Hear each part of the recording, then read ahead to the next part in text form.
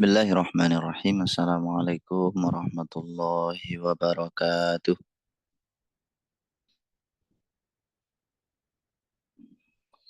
Bismillah, alhamdulillah, assalatu wassalamu ala rasulillah, sayyidina wa maulana Muhammadin ibni Abdullah, la hawla wa la quwata illa billah, rabbi shrah li sadri wa yassir li amri wa hlul uqadatan min lisani yafqahu qawli amma ba'du. Bismillahirrahmanirrahim. Mari kita mulai belajar pada hari ini dengan membaca surat Al-Fatihah. A'udzu billahi minasyaitonir rajim. Bismillahirrahmanirrahim. Alhamdulillahi rabbil alamin arrahmanir rahim maliki yaumiddin. Iyyaka na'budu wa iyyaka nasta'in ihdinas siratal mustaqim. Siratal ladzina an'amta 'alaihim ghairil maghdubi 'alaihim waladdallin. Amin. Bismillahirrahmanirrahim. Baik. Hari ini kita masuk pertemuan yang ke-17 dengan materi majas mursal. Oke. Majas mursal ini adalah majas akli yang kedua ya. Afan, majas lugawi maksud saya. Jadi majas lugawi yang kedua. Ada majas akli dan majas lugawi. Majas akli sudah pernah dibahas. Majas lugawi kemarin pada 2 pertemuan sebelumnya telah kita bahas tentang isti'arah. Dan hari ini kita akan membahas tentang majas mursal. Definisi majas mursal. Ya, majas itu kan lawan dari hakikat ya, mudahnya kan gitu. Mursal itu artinya dilepaskan. Maksudnya dilepaskan dari tasbih. Jadi alaqohnya bukan alaqoh tasbih. Kalau isti'arah itu kan alaqohnya alaqoh musyabahah atau alaqoh tasbih. Kalau majas mursal alaqohnya bukan alaqoh tasbih atau musyabahah. Kalimatun ustu'milat fi ghairi ma'nahal aslihi li'alaqatin ghairil musyabahati ma'a qarinatin mani'atin min iradatil ma'nal asli. Kalimatun kalimah kata gitu ya. Ustu'milat yang digunakan fi ghairi ma'nahal asli. Bukan pada makna aslinya. Tetapi alaqohnya bukan alaqoh musyabah. Li alaqatin karena alaqoh atau relasi makna antara makna hakiki dan majazi itu ghairil musyabahati bukan musyabah alaqohnya. Selain itu ma'a qorinatin ada qorinah yang mencegah dari menghendaki makna asli. Mani'atin yang mencegah min iradatil makna dari menghendaki makna al asli yang asli. Atau maksudnya dari menghendaki makna hakikat. Itu ya. Jadi kenapa disebut dengan mursal? Kalau di sini dinamakan mursal karena ia tidak dibatasi oleh pemaknaan tertentu. Kalau setahu saya dalam referensi lain, mursal itu maksudnya dilepaskan dari alaqoh tasbih. Makanya disebut dengan majas mursal. Sekarang kita akan membahas tentang alaqoh dan qorinah dalam majaz mursal. Dalam majaz mursal terdapat banyak alaqoh dan juga qorinahnya yang banyak. Di antaranya satu, as-sababiyah. Maksudnya apa? Sababiyah itu kan dari kata sabab ya. Jadi kata yang disebutkan itu sebabnya, tapi yang dikehendaki bukan sebabnya, tetapi yang disebabkan. Istilahnya dzikrus sababi wa iradatul musabbabi. Menyebutkan sebab dan menghendaki musabab atau akibat.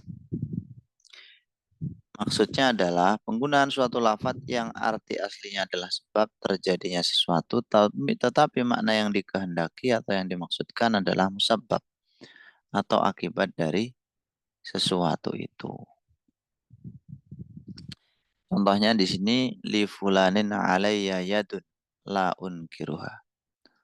Fulan itu memiliki tangan terhadapku yang aku tidak bisa memungkirinya. Kalimah yang ada majas mursalnya adalah kalimah yadun. Yadun ini disebut dengan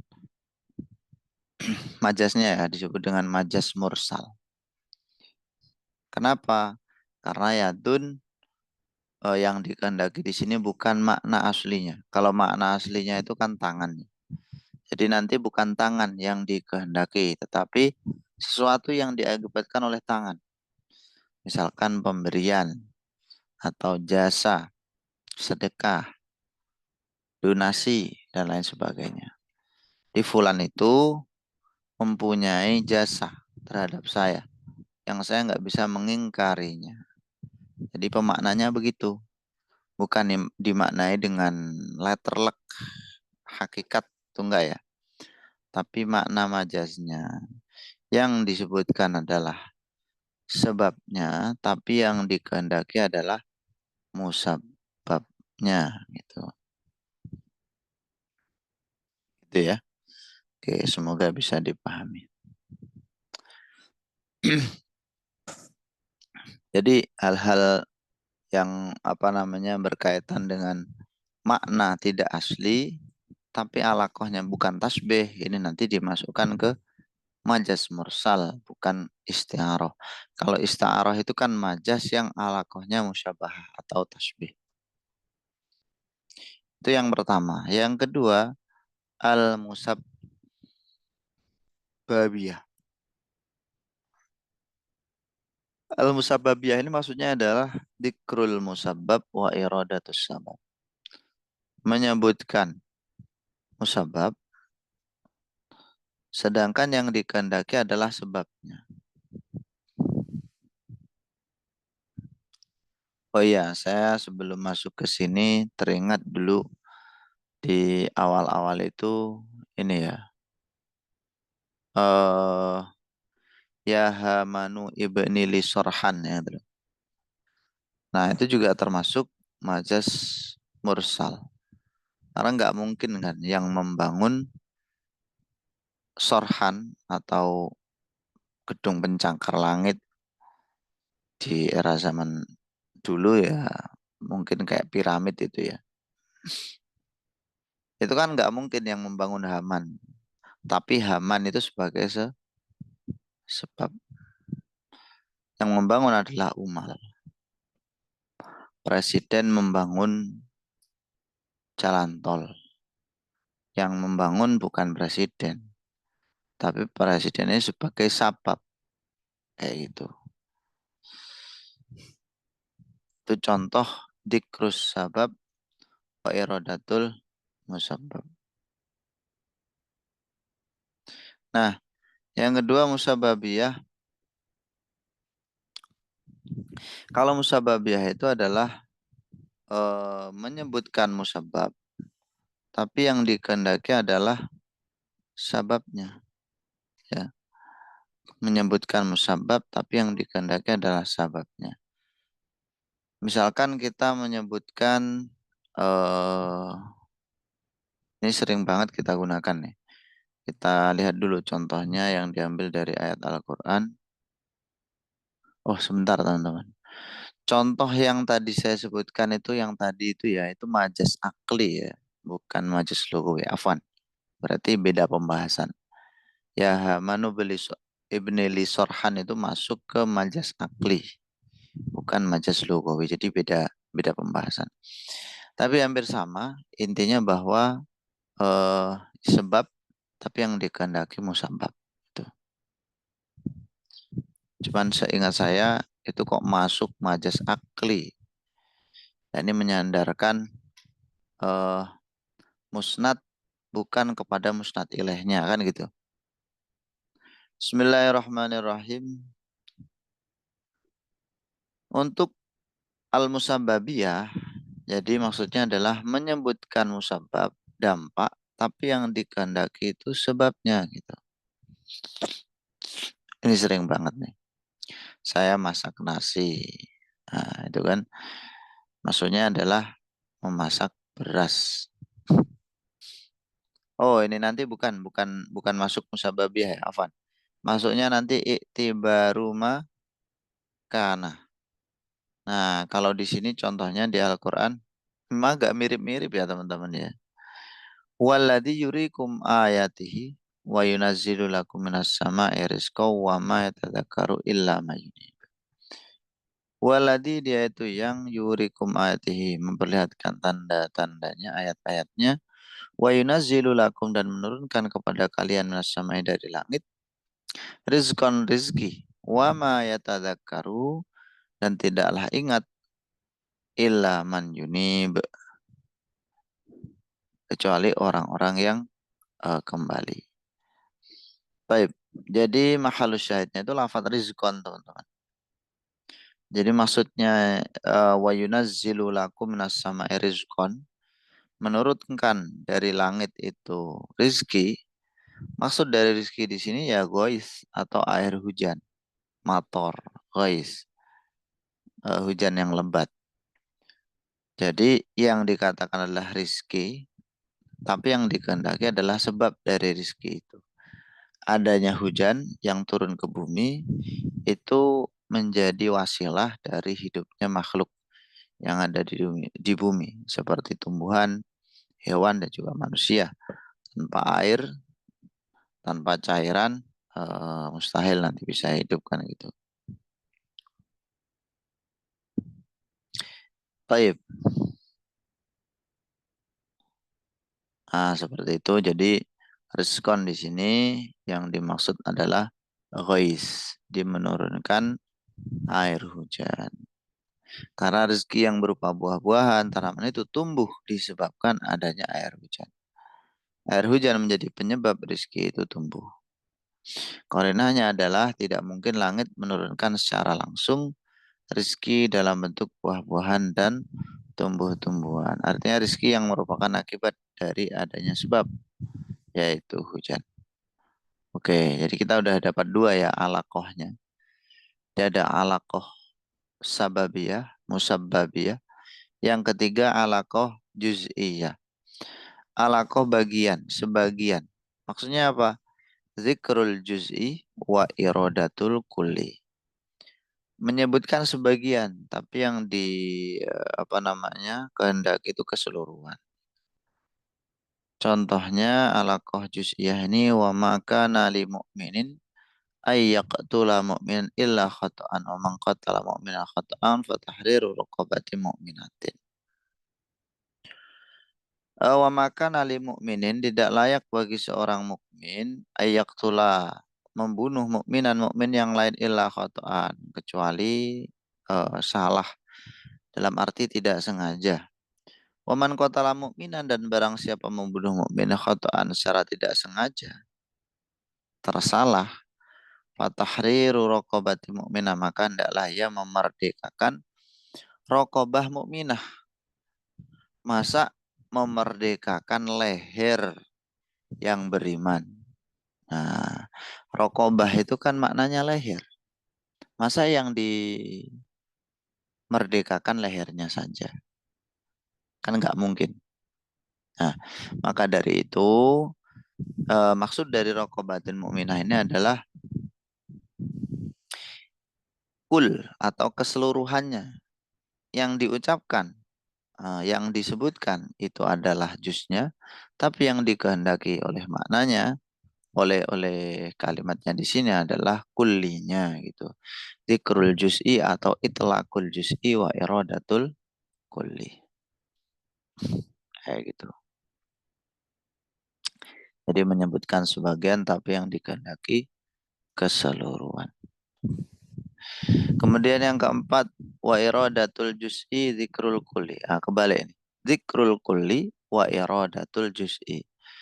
Itlaqul kul wa iradatul juz. Mengucapkan atau menyebutkan keseluruhan, tapi yang dikehendaki sebagian. Ini juga sangat sering kita temukan dalam kehidupan sehari-hari. Contohnya kalau di Al-Quran, wa in kullama da'utuhum litaghfira lahum ja'alu asabi'ahum fi adanihim wastaghshaw thiyabahum asar wastakbaru istikbara. Di situ mahalus syahidnya adalah ja'alu asabi'ahum fi adanihim. Mereka menjadikan jari-jari mereka di dalam telinga-telinga mereka. Nah, ini kan juga nggak mungkin. Masa jari-jari yang besarnya segitu itu dimasukkan ke telinga-telinga mereka. Apakah muat? Kan nggak. Jadi nggak mungkin yang dikehendaki ini kulinya, tapi juz'inya, sebagian dari eh, jari, yaitu maksudnya anamil. Anamil itu ujung jari, ai anamilahum. Ya sama kayak kita lah. Kamu tinggal di mana? Saya tinggal di Jawa Barat. Nah, ini mengucapkan keseluruhan Jawa Barat. Tapi yang dikehendaki adalah sebagian dari Jawa Barat. Nah, seperti itu. Kamu tidur di mana? Di kamar. Kamar itu kan luas. Masa seluruh kamar itu ditiduri? Nah, itu namanya mengucapkan keseluruhan, tapi yang dikehendaki sebagian dari bagian kamar itu. Oke, semoga bisa dipahami. Berikutnya al-mahalli al-mahalliyah. Ini tulisannya kurang pas menurut saya. Tulisannya itu yang betul gini, teman-teman. Sebentar.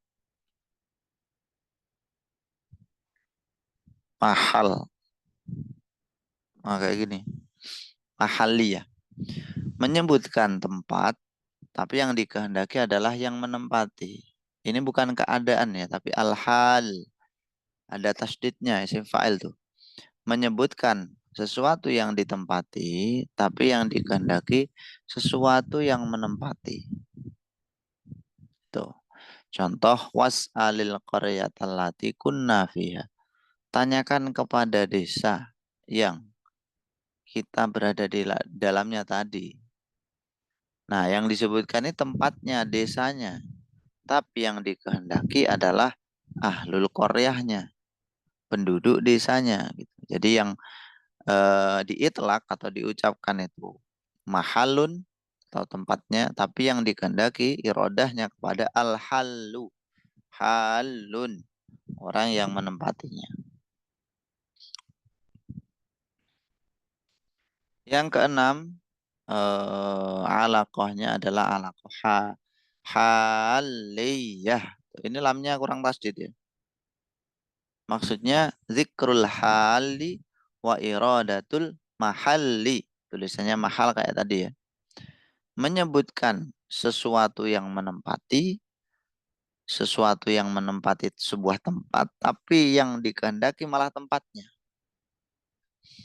Contohnya, innal abrara lafi na'imin. Sungguhnya orang-orang yang baik, yang berbakti, itu pasti berada dalam kenikmatan. Lafi na'im. La na'im pada apa namanya ayat ini maksudnya adalah surga. Itu. Jadi memang yang disebutkan tuh kenikmatan, sesuatu yang bertempat pada surga. Tapi yang dikehendaki adalah surga itu sendiri. Karena di situ pakai fi. Fi itu kan untuk dorof ya, tempat atau waktu.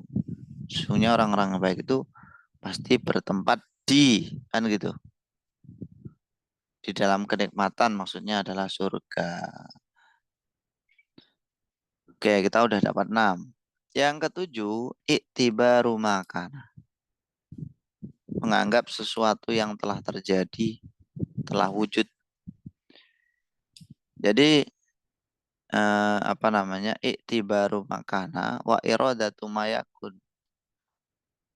Itlaku makana wa iradatu mayakun. Jadi mengucapkan apa yang telah terjadi, tapi sebenarnya yang dikehendaki adalah sesuatu yang akan terjadi.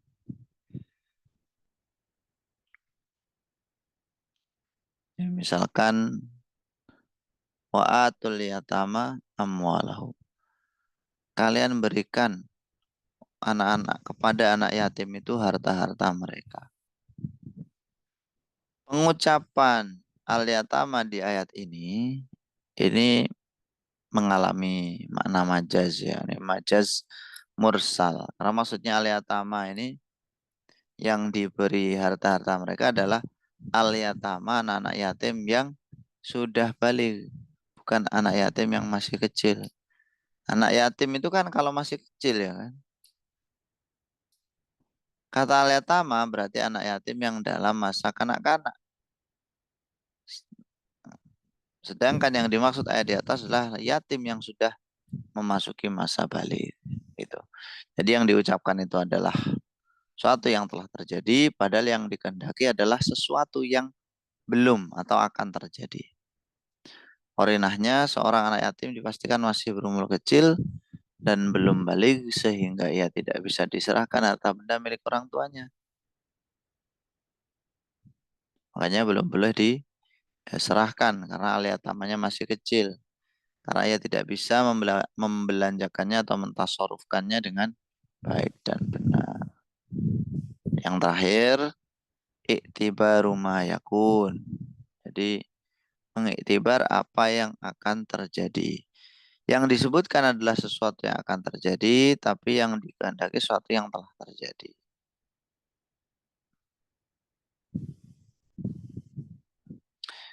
Ya, kalau yang nomor 7 tadi seperti contoh yang saya sebutkan tadi, saya memasak apa namanya? Nasi, ya kan? Itu itu nomor 8 ya. Saya akan memasak nasi. Nasi kok dimasak kan nanti jadi bubur jadi. Maksudnya adalah saya akan memasak beras. Itu. Jadi yang disebutkan atau yang diiktibar itu sesuatu yang akan terjadi, tapi yang dikehendaki adalah makna yang telah terjadi. Contohnya di sini wadakhala ma'ahu sijna fatayani. Masuk ke penjara bersama Nabi Yusuf dua pemuda. Yang salah satu di antaranya berkata, "Inni aroni asirohum."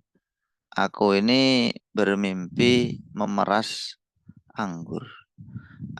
Aku memeras anggur. Apa namanya memeras arak ya mana aslinya. Lah kok bisa arak diperas? Yang diperas harusnya kan sesuatu yang ya misalkan kayak anggur atau sesuatu yang mungkin bisa diperas gitu.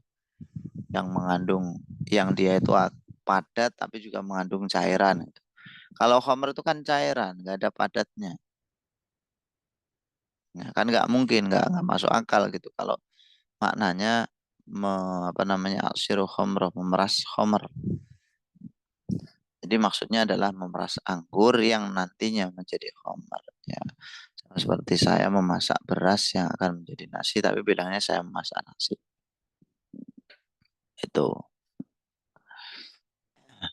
kata khamron yang artinya arak sedang yang dimaksud adalah asir, ya artinya sari atau perasaan. Korinahnya adalah arak itu tidak diperas, tetapi yang diperas adalah buah anggur yang misalkan jus atau sari yang selanjutnya dicampur dengan zat lain sehingga berubah menjadi khamar. Nah, ini ada 8 alakoh ya. Kita ringkas. Yang pertama tadi ada dzikrus sabab wa iradatul musabab. Yang kedua, dzikrul musabab wa iradatus sabab. Yang ketiga, dzikrul juz'i wa iradatul kulli. Yang keempat, dzikrul kulli wa iradatul juz'i. Yang kelima, dzikrul mahalli wa iradatul hali. Yang keenam, dzikrul hali wa iradatul mahalli. Dan yang ketujuh, i'tibaru makana i'tibaru makana wa iradatu ma sayakun. Dan yang terakhir, i'tibaru ma sayakun wa iradatu makana gitu ya. Taib. Itulah pembahasan tentang majas mursal. Jadi sekali lagi majas mursal adalah majas ya kita tahu sendiri makna majas ya, makna yang bukan sebenarnya. Yang alakohnya itu bukan musyabah, bukan tasbih. Dan di situ terdapat korinah yang mencegah dari menghendaki makna asli. Nah, untuk alakohnya ada banyak sekali ya. Di sini disebutkan 8, tadi udah kita singgung. Demikian juga alakoh-alakohnya. Apa namanya, korinah-korinahnya. Kalau alakohnya di sini kan 8. Kalau korinahnya tadi kan beda-beda sesuai dengan contohnya. Baik, sebelum kita akhiri, hal indakum soal.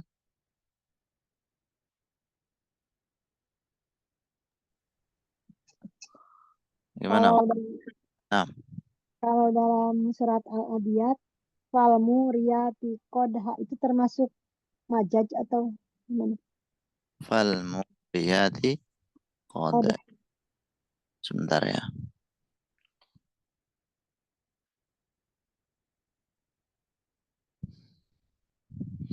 Wal adiyati dhabha.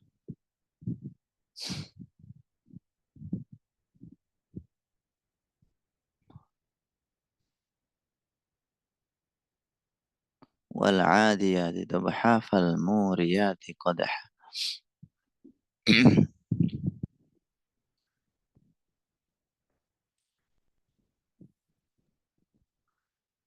Fal muriyat itu artinya kuda. Kalau di terjemahan itu kan maknanya kuda yang memercikkan bunga api ya, dengan pukulan kuku kakinya. Kayaknya saya perlu kaji dulu ini waktu ya. Fal muriyat. Saya kaji dulu ya. Hmm. Takut salah soalnya. Hmm. Oke, mungkin ada pertanyaan lain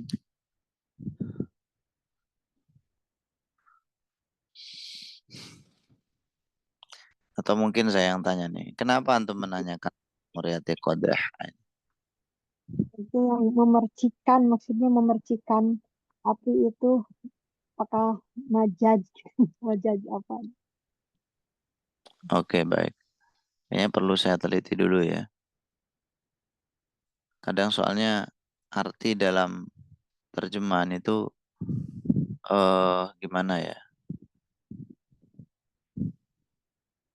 Ya perlu kita kaji dari tafsir-tafsirnya dulu.